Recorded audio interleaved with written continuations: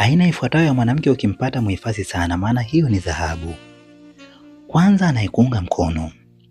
Mwanamke wa thamani anasimama upande wako hata wakati mambo ni magumu. Anakupa moyo, anakushauri vizuri na anaamini katika ndoto zako. Hata kama dunia imekukataa, yeye anasema I believe in you. Pili, ana heshima. Heshima ni msingi wa relationship yenye afya. Hakudharau mbele za watu wala faraghani. Anajua mipaka na anaheshimu juhudi zako kama mwanaume. Pili, ni mwaminifu. Uaminifu ni kitu adimu sana siku hizi. Mwanamke wa aina hii hakusaliti, hakufichi mambo muhimu na anajenga trust imara kati yenu. Nne, ana akili ya maisha.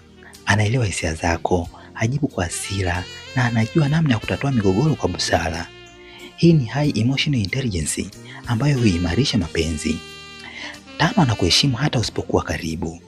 Mwanamke wa kweli hatabadilika tabia ukiwa mbali.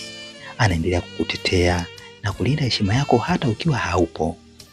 Sita, anajitunza na kujiheshimu. Anafahamu thamani yake, hajaribu kulazimisha attention ya kila mtu.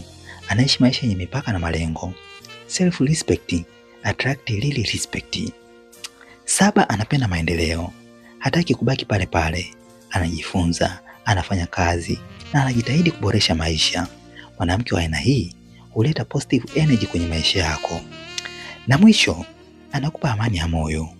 Ukiwa naye unahisi utulivu na sio stress kila siku. Presence yake inaleta furaha na stability kwenye maisha yako.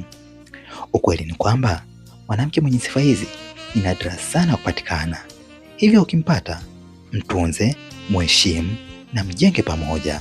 Relationship nzuri ni partnership na sio competition.